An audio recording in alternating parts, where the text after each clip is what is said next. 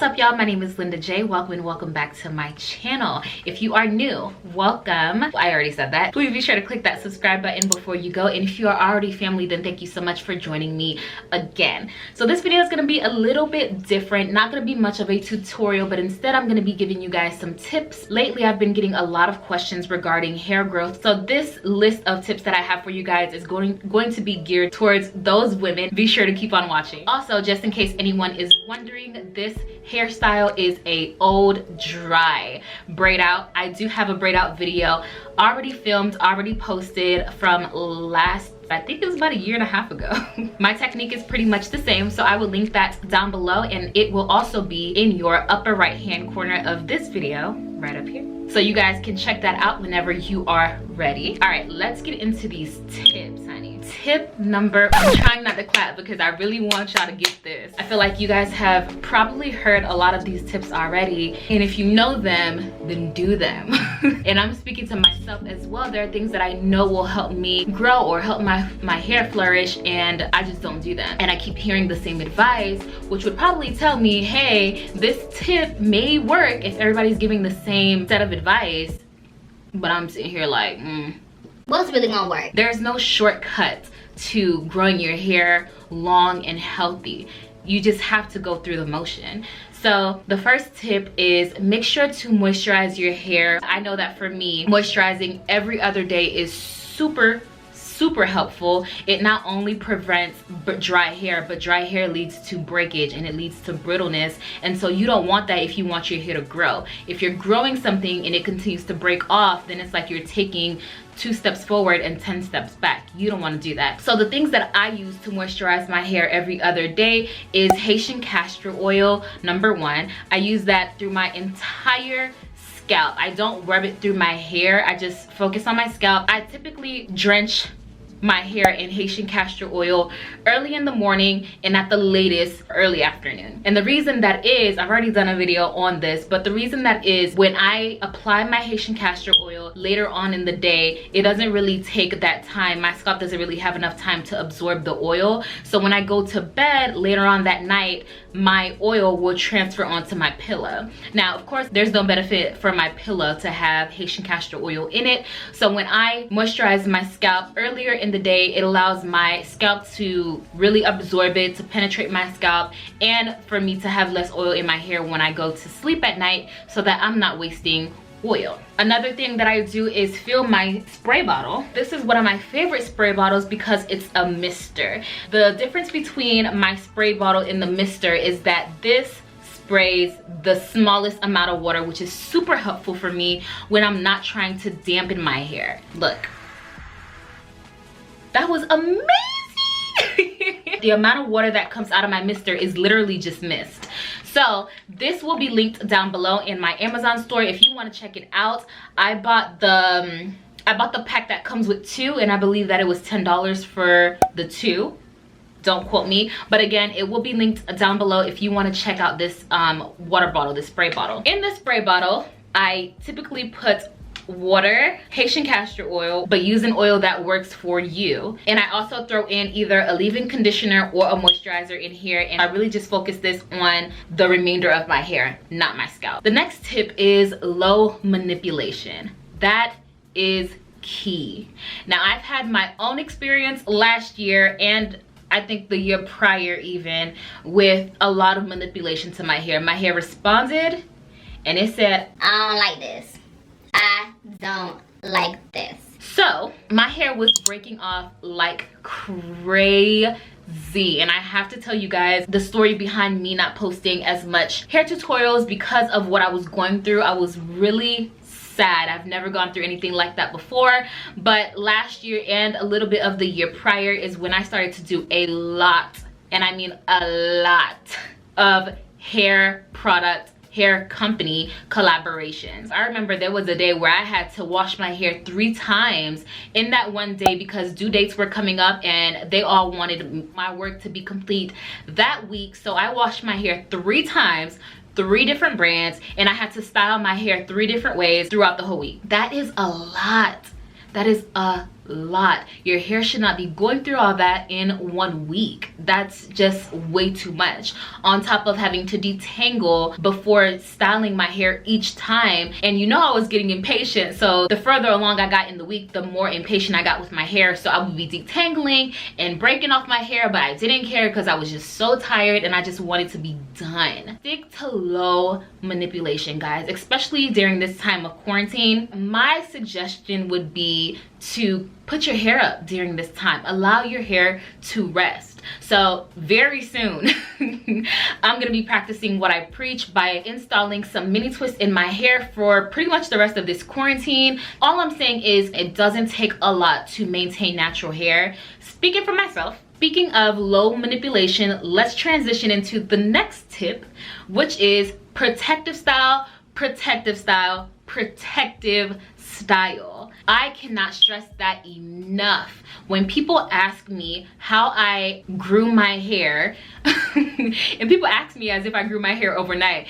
but understanding that they just want to know what tips I'm able to give them so that they can try to follow through. When I cut my hair originally, I cut it and I stuck it in protective styles for like 2 years. Nobody saw my hair. Barely anybody knew that I cut my hair, because by the time that I took my hair out and started to wear my natural hair again, it grew so much. 2 styles that I highly recommend.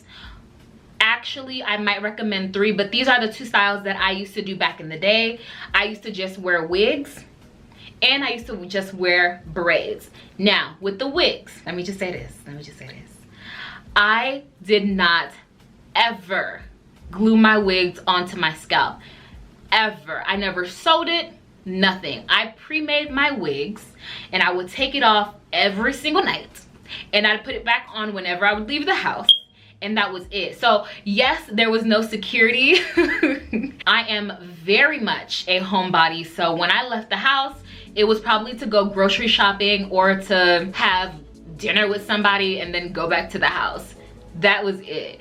So that worked for me. It may not work for you depending on how your lifestyle is, but for me it worked. I didn't have to deal with tension on my head, which is something that you don't want. I'll get into that a little later. And I didn't have to deal with hair loss relating to the amount of glue that I used in my hair, or the certain type of glue that I used in my hair. Because I do know that a lot of women who do wear wigs, I know the what, lace fronts, is it? Wait, is it? No, it's not lace front, it's frontals. The frontals are very popular. That's when they do, what do they, glue it? Child, I don't know. I don't know, but I do know that there are certain installation processes that glue the wig down to your like forehead, and I've seen some influencers, I know Tiara Walker talked about that. It can be harmful. Now, I don't know what process she went through. I don't know how it escalated to basically her having a balding strip, a strip of like baldness, whatever, y'all know what I'm trying to say, I hope. But I will try to link that video down below. But the braids, let me talk about that. Braids are no longer a protective style that I run to, and I'll talk about that in just a second. But there are a few protective styles that are just not protective at all. They look good, and sure, your hair is hidden behind or underneath that hair, but how is your scalp doing, sis? Is your scalp talking to you? Because you need to listen. Your hair does, well, I don't want to say your hair talks to you, but in a way it kind of does.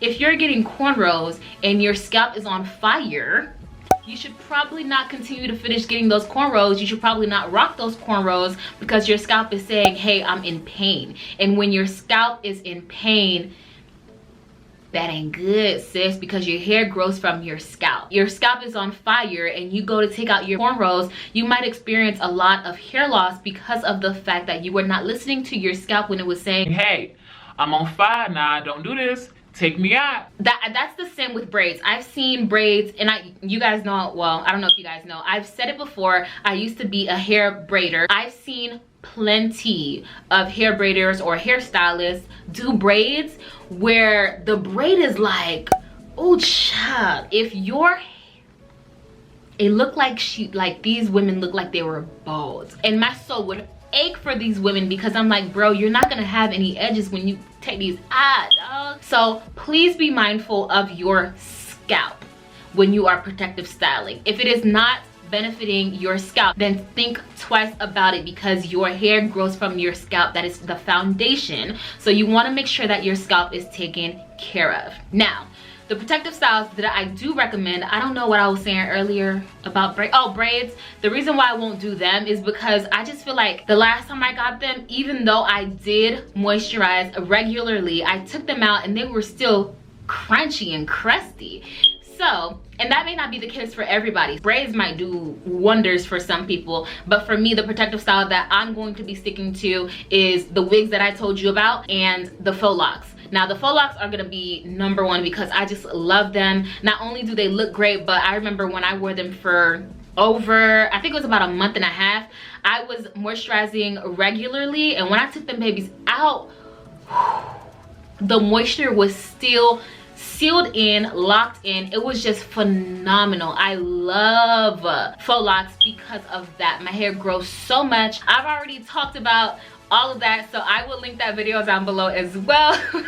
You guys know I got you. I think that's all I had to say about protective styles. I know it's really hard not to go with the trends, but some trends are just cute to look at. Some things are just not worth having. There are styles that I've refused my clients because I know that that style will not help their hair grow, and I'm not gonna be held responsible for any crap that comes out of this protective style. Okay, I've spent enough time talking about protective styles. Next is a tip that I'm starting to follow now. Trim your hair regularly. Now, regularly may look different for you, but for me, I like to make sure that my hair is trimmed every 3 months. Like I said, there's just different hair types who probably don't need to trim as often. Some naturals may even need to trim more often than that. Just do what works for you. But if you look at your ends and you see split ends, and if you are a 4C, 4B natural, or if you're just a type 4 natural, you are probably more prone to fairy knots. Those little knots are so annoying. I just clip them bad boys off. It's just time to go. And the reason why I ran from them for so long is because I love length. Everybody loves length, right? Well, maybe not everybody, but I love length, and I just didn't want to cut my hair because I was afraid. Oh my gosh, my hair is going so much. Oh, I don't want to cut it. Oh, it's gonna look so short. Oh no. But in the end, my hair grew even more and it was even more healthy, because when my hair is not trimmed, it breaks off. Remember what we talked about earlier? My hair would grow, so we take 2 steps forward, but because I wouldn't clip my ends, I would go and do styles, or I would take out some braids, and my hair would break off because it's not healthy. So I would be taking 10 steps back. So trimming your hair, just look at it in a positive light. Yes, it's gonna be a smidge shorter, but in 3 months, nobody's gonna even be able to tell, because that hair that you cut off has probably grown back. Just do it, sis. Really, you cannot skip this step and expect to grow long, healthy hair. Next, and we are halfway through, we're on tip number 5. This is not a tip that I take personally, but I'll just tell you what it is and I'll tell you why I don't follow it. The next tip is stick with One Stylist. And the reason why I don't follow, well, I guess I kind of do. I am my stylist. I don't have anybody touch my hair, do my hair. I just have heard so many horror stories that I don't want to live through. So I do my hair all by myself. So I kind of do stick to one stylist. I am the one stylist. But I say that because once somebody learns your hair, and once you found somebody that you know and trust and will put in the work to really help your hair grow, you don't want to keep bouncing around, because what's that saying? If it ain't broke, don't fix it, right? One, there's not a lot of professionals who know and do natural hair well. And so if you find that one, stick to them, because they've already learned your hair. You don't want to, you know, Stacy's out of town for the week, or what's her name? What we gonna call her? Jen is out for the week, and you need to get your hair done. Don't go rolling over to Rebecca's house, because Rebecca doesn't know natural hair and she doesn't know your hair. So she's gonna experiment and she's gonna mess up the work that Stacy was doing before she left, when you could have just waited, sis. Okay, let me do a little touch up on these lips. And we're back. Next, when I first went natural, I used to hoard products like crazy. I was a product junkie to a T. So my 6th piece of advice is, do not hoard natural hair products that you don't even know are working for you. I don't know what it is. I don't know if we're just obsessed. I don't know, but it does not take all of these 20 products to maintain natural hair. Find a oil that works for you. Find a leave out that works for you. A shampoo, conditioner, deep conditioner if you don't make your own. I make my own. I'll link that down below as well. You know I got you. That's really all you need unless you're doing a special style, but on just a regular let me maintain the health of my hair basis, shampoo, conditioner, deep conditioner if you don't make your own, like I said, leave-in conditioner, a moisturizer, an oil, shea butter, what else? I said gel, but you don't really need that. So you really just need 7 essential products. Please don't hoard products that you do not need. You're exposing your scalp to all these different chemicals. So if you use a product line that's all natural and you turn around and you're using something like, I don't want to put anybody under the bus, but using a product line that's not natural, what are you doing? You're kind of defeating the purpose of using all natural products if you're going to turn around and use products that have chemicals in them anyway. It's totally fine to try new products, but again, you do not need all of 20 products. You really don't. You really don't. In that same breath, be sure that you're using products that are not going to harm you. So sulfates are a no-go. Parabens, no-go. Formaldehydes, no-go. There is certain websites, I know one specifically, that will tell you what's in the product that you're using in your hair. Be sure that you're reading those ingredients because some companies, they're real slick. They will say that they don't have sulfates and they will say that they don't have parabens, but they'll have formaldehyde in their ingredients. And it's like, what? Nah. Be mindful of what you're putting in your hair. I know it takes extra time to do the research, but it is worth it. Tip number 7 is gonna be super short, super sweet. Wrap your hair at night, period. If you are colored, that is a habit that you should already be in my mind. You should have been raised on that habit, so that's something that you should carry into your adulthood. Using a satin scarf is probably the best thing to do. I used to use bandanas as a younger child, but those head wraps that contain cotton snag my hair, and so it's far better to wear a satin or silk scarf to go to bed. Simple, just do it, less breakage. Tip number 8, use less heat in your hair. This is gonna be super quick as well. I don't know how many years I went. It had to be like 3 to 5 years, I believe, that I went without putting any heat in my hair, and my hair flourished. Heat is not your best friend.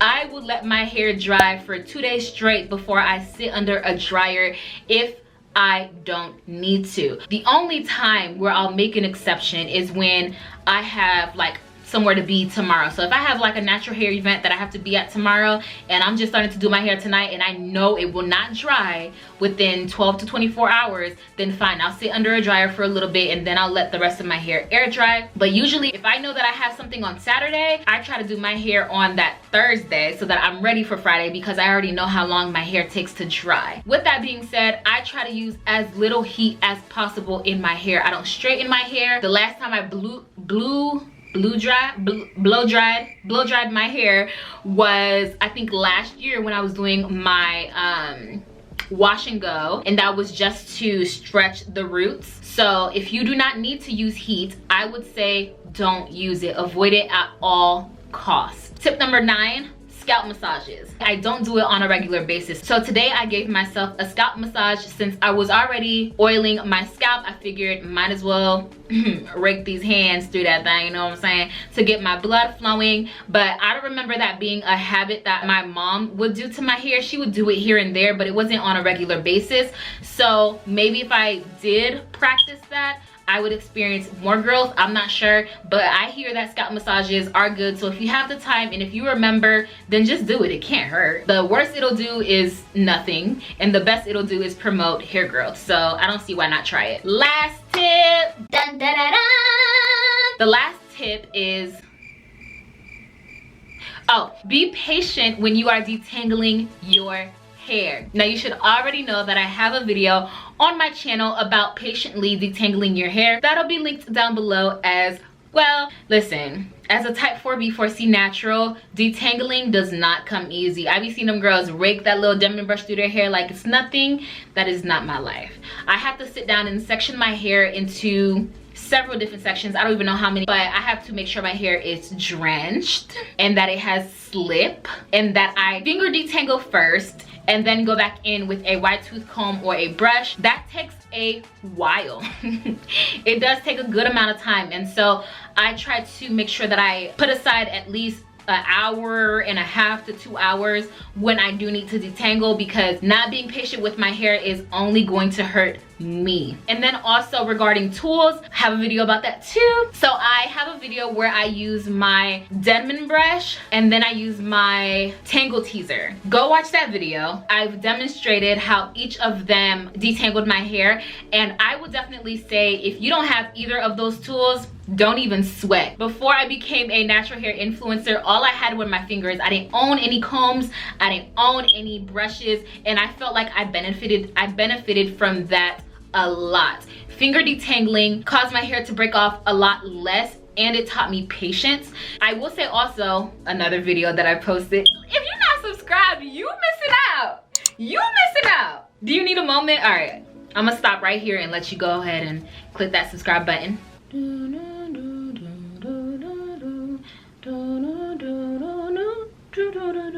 All right, it shouldn't take that long to subscribe. So I have a video where I found a shower brush at the Dollar Tree for just $1 USD, and that actually worked really well for me. So go check out that video, and I'll have that link down below if I didn't say that already. But yeah, I would definitely say finger detangle, and if you are a type 4 natural like I am, I would recommend using the shower brush or a wide tooth comb for detangling purposes when I want my curls to pop. So when I do my wash and goes, when my hair is already detangled, I'll go back in with the Denman brush just so that I can get my curls clumped up, because the Denman brush, that's one thing that it does do, is it makes my curls pop, but I do not use it for detangling. And that's pretty much it, guys. I really hope these tips were helpful. I'm currently working on a blog post for the aspiring natural who is looking from afar, who wants to join the club but doesn't know where to start. You can take these tips along with you, but that blog post will kind of be a little more personal experience and my tips for when I went natural, what would have helped me, what I wanted to hear, etc. So be sure that you're also subscribed to my newsletter on my website if you want to check that out, www.lindaj.com, which is also always linked down below in the description box. Man, I got y'all. If nobody got y'all, I got y'all. That is the end of this video. I love you guys so much, and I will see you in the next video. If you are not subscribed, don't leave here without clicking that subscribe button. I got more tips on the way, all VEDA long. Mwah.